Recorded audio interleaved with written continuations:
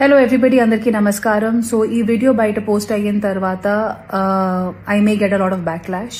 కానీ ఈ వీడియో వచ్చి ఎలాంటి పొలిటికల్ థాట్ ప్రాసెస్ కానీ మన ఏపీ తెలంగాణలో కానీ మన కంట్రీలో జరుగుతున్న డెవలప్మెంట్కి విరుద్ధంగా కానీ నేను పోస్ట్ చేయట్లేదు. హెచ్సియూలో జరుగుతున్న పోరాటం గురించి అందరికీ తెలుసు. అండ్ అందరూ వాళ్ళ సోషల్ మీడియాలో ఆల్ ఐజ్ ఆన్ హెచ్సియూ అనే పోస్టులు కూడా పెడుతున్నారు. డెఫినెట్గా నేను ఇప్పుడు కంఫర్టబుల్గా నా అపార్ట్మెంట్ నుంచి కూర్చొని వీడియో చేసి పోస్ట్ చేస్తున్నాను. కానీ నాకు కూడా తెలుసు ఈ అపార్ట్మెంట్ కట్టేటప్పుడు ఎన్ని ట్రీస్ కానీ ఎన్ని యానిమల్స్ని కానీ చంపడం జరుగుంటుంది, లేకపోతే ఎన్ని ట్రీస్ కట్ చేయడం జరుగుంటుంది. So it is very easy for me to sit and make this video and talk about what is right and what is wrong.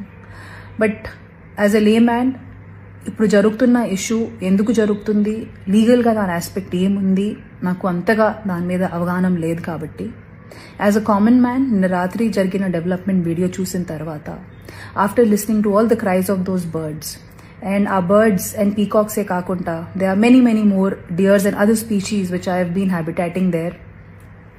Maybe this is our chance to redeem ourselves. Peak summers are coming in and ఇలాంటి ఒక సందర్భంలో ఆ పక్షుల్ని ఆ పశువుల్ని వాళ్ళ ఇంటి నుంచి బయట తరిమేయడం అనేది ఎంతవరకు కరెక్ట్ నాకు తెలియదు సార్. కానీ you are our only power and you are our only option to rehabilitate those animals. So please ఆ పక్షుల్ని కూడా దృష్టిలో పెట్టుకొని ఒక పాజిటివ్ అప్రోచ్తో మీరు మీ నెక్స్ట్ డెసిజన్స్ తీసుకుంటారు అనేది మనస్ఫూర్తిగా కోరుకుంటున్నాము.